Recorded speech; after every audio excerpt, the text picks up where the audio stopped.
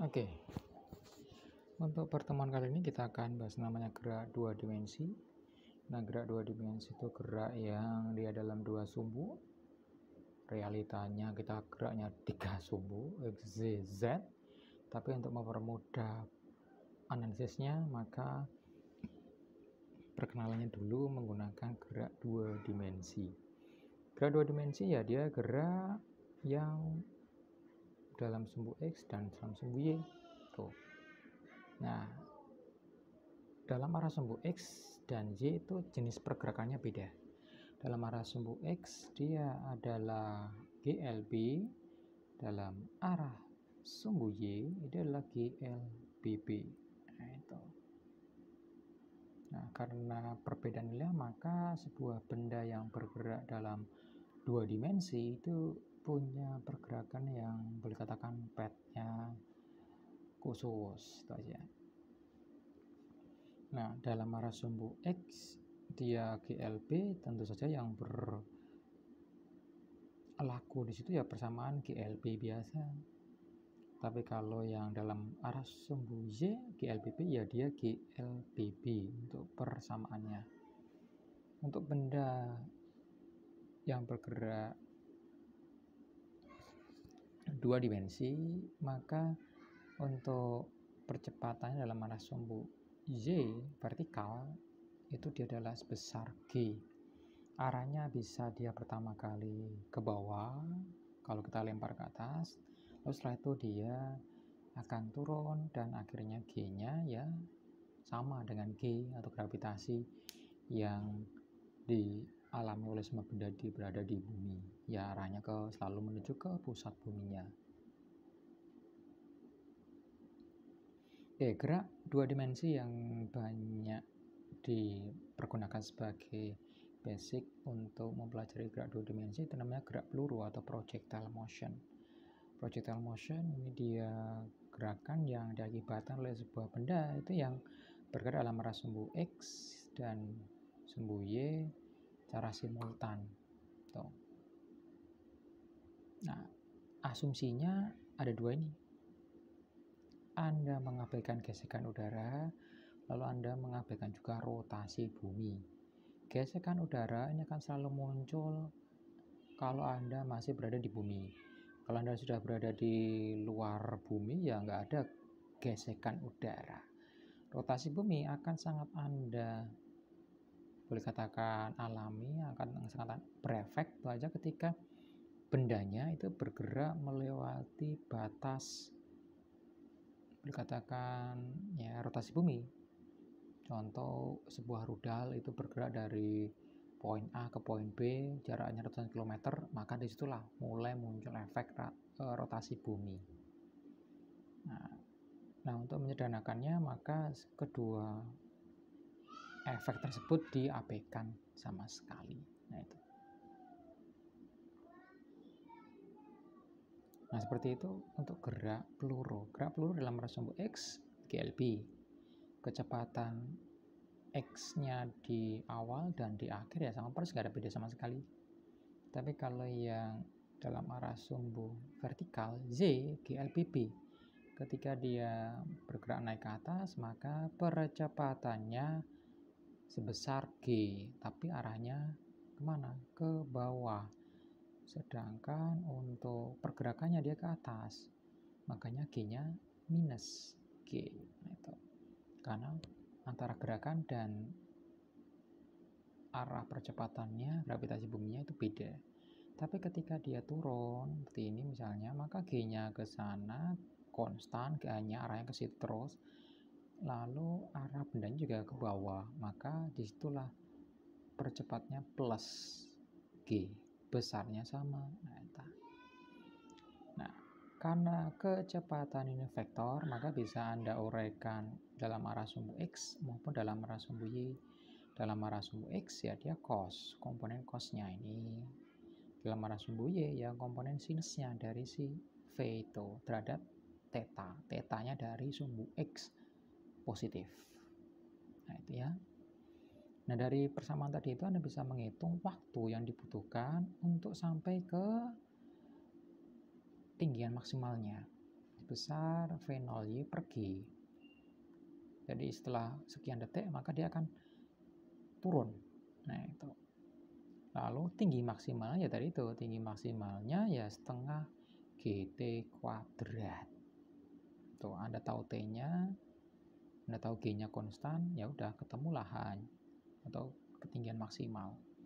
Atau Anda bisa hitung juga dari kecepatan awal sumbu Y-nya V0Y per 2G. Itu ya. Kalau Anda ingin tahu ketinggian maksimalnya. Lalu ada juga waktu jauhnya. Waktu terjauh ini dia dalam arah sumbu X. Tuh, ketika dia sampai ke atas itu besar T, maka turun juga sama karena asumsi 2 tadi itu. Maka waktu dari awal sampai akhir ya dia 2T. 2T apa? 2T sampai mencapai puncak itu. Tuh, jadi aslinya TR ini dia 2 kali waktu mencapai puncak. Nggak usah Anda hitung. Jadi kalau Anda hitung T-nya, T waktu mencapai puncak 1 detik, maka mencapai titik terjauh pasti 2 detik. Itu ya. Atau bisa Anda kalkulasi juga menggunakan ini.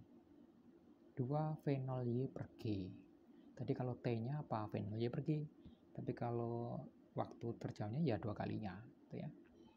Lalu titik terjauhnya dari mana? Titik terjauhnya Anda tahu T-nya, T terjauhnya Anda tahu V0X-nya, maka Anda bisa hitung R-nya. Yaitu V0 kuadrat sin 2 theta per G. Terima ya dari sini. Itu ya. Nah, itu. Nah, setiap saat si benda yang bergerak dalam gerakan peluru itu pasti punya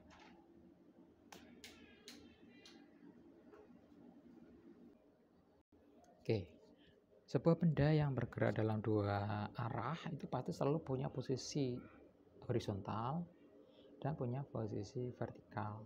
Vertikal ini sering disebut WH-nya, posisi horizontalnya ya dia X-nya. Ya, atau jaraknya. Tuh. Nah, untuk persamaannya dia persamaan kuadrat. Y sama dengan AX min BX kuadrat.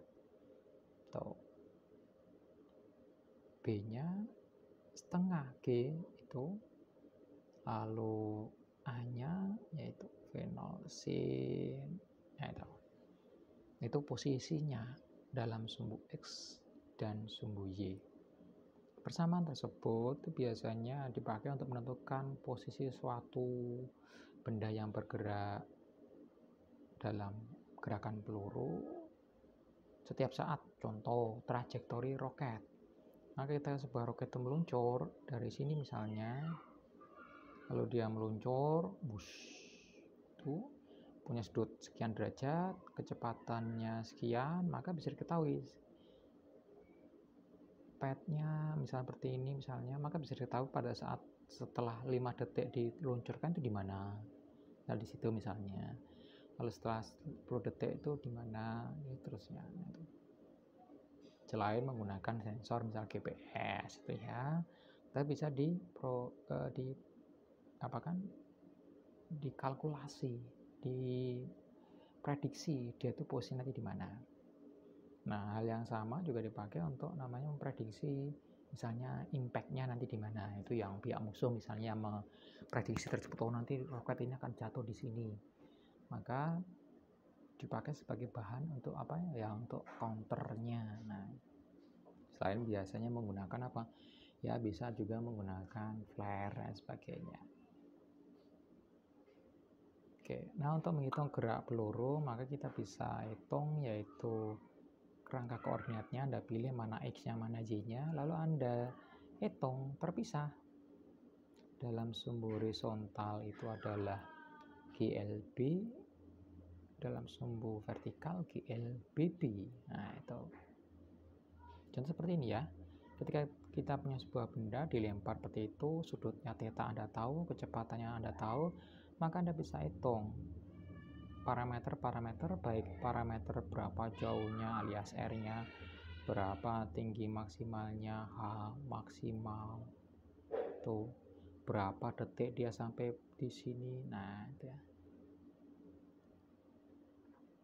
Nah, dalam arah sumbu Y ya dia GLBB, dalam arah sumbu X tadi itu GLB biasa. Oke, setiap saat kecepatannya dia berubah-ubah. Kecepatan, ingat, dia adalah resultan, karena di sini cuma ada dua kecepatan, yaitu kecepatan X horizontal, kecepatan Y vertikal. Maka kecepatan resultannya ya dia adalah resultan pada kecepatan dua komponen ini, Vx kuadrat plus Vy kuadrat, Anda akar, itulah resultannya. Yang teramati oleh orang sensor itu adalah V resultan ini, ya. Dari kecepatan ini kita juga bisa tahu sudutnya. Jadi pada saat T sekian itu posisinya di mana, dia mengarah kemana, kecepatannya berapa, bisa ketahuan. Nah itu. Jadi kalau Anda tahu kecepatan vertikalnya dan kecepatan horizontalnya, maka Anda bisa tahu sudutnya berapa. Dari apa sudutnya? Sudutnya dihitung dari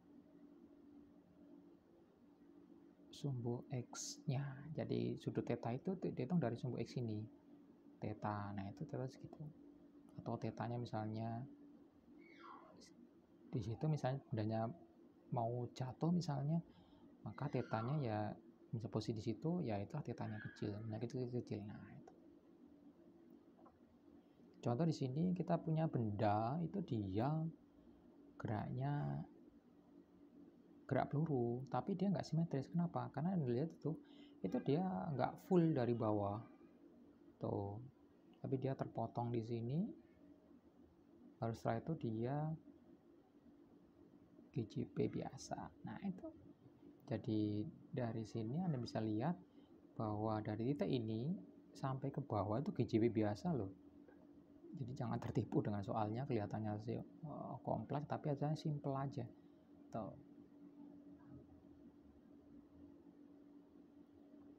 Nah, oke. Jadi itu sekelumit yang namanya gerak peluru, gerak dua dimensi yang sangat kita temui.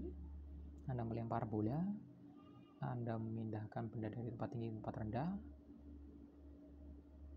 maka itu adalah gerak peluru. Entah yang gerak peluru yang simetris, full, ataupun gerak peluru yang tidak simetris, alias yang ya tidak full, terpotong seperti gambar itu.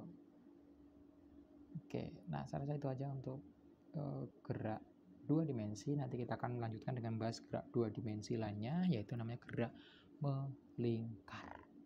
Oke, kalau ada pertanyaan nanti silakan Anda tanyakan di WA grup yang telah Anda ikuti untuk mendapatkan respon secepatnya. Oke, terima kasih atas perhatian dan kerjasamanya. Sampai berjumpa di lain kesempatan.